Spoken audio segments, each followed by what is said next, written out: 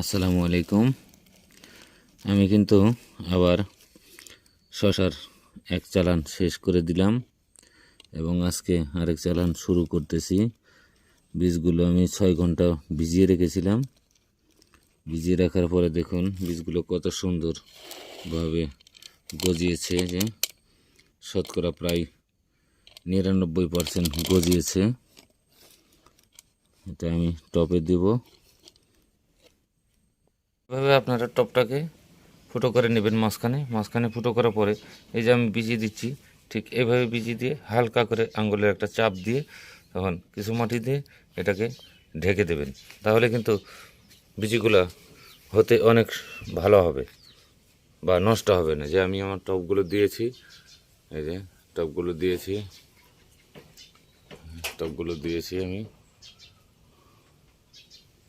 টবগুলো দিয়েছি।